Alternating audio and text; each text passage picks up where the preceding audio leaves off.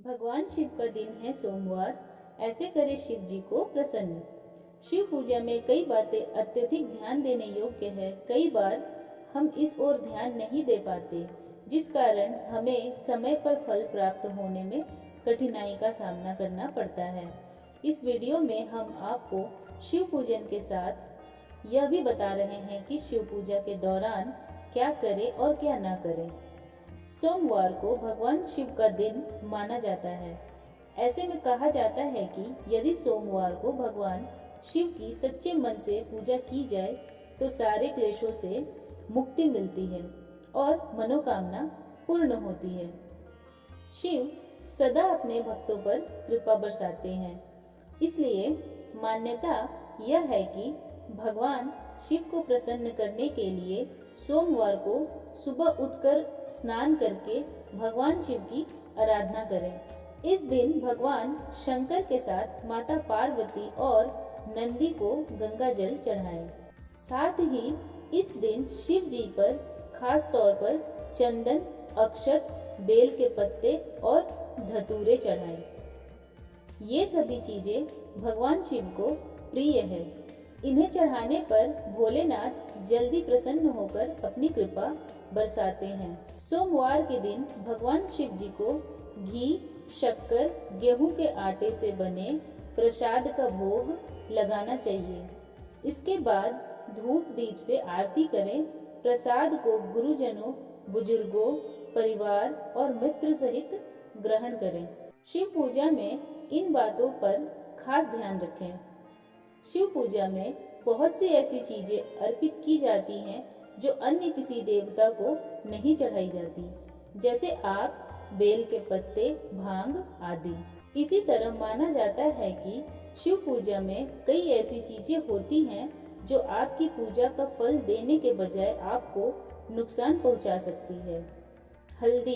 हल्दी खान पान का स्वाद तो बढ़ाती है, साथ ही धार्मिक कार्यों में भी हल्दी का महत्वपूर्ण स्थान माना जाता है, लेकिन शिव जी की पूजा में हल्दी नहीं चढ़ाई जाती है।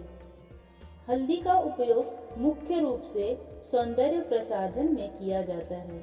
शास्त्रों के अनुसार शिवलिंग पुरुषत्व का प्रतीक है, इसी वजह से महादेव को हल्दी नहीं चढ़ाई जाती। फूल, शिव जी को कनेर और कमल के अलावा लाल रंग के फूल प्रिय नहीं हैं। शिव जी को केतकी और केवड़े के फूल चढ़ाना निषेध किया गया है। कुमकुम या रोली, शास्त्रों के अनुसार शिव जी को कुमकुम और रोली नहीं लगाई जाती है। शिव पूजा में वर्जित है शंख। शंख भगवान विष्णु को बहुत ही प्रिय है, लेकिन शिव जी ने शंखचूर नामक असुर का वध किया था, इसलिए शंख भगवान शिव की पूजा में वर्जित माना जाता है। नारियल पानी से भगवान शिव का अभिषेक नहीं किया जाता। मान्यता के अनुसार नारियल को लक्ष्मी का स्वरूप माना जाता है, इसलिए सभी शुभ कार्यों में नारियल को प्रसाद के तौर पर ग्रहण किया जाता है।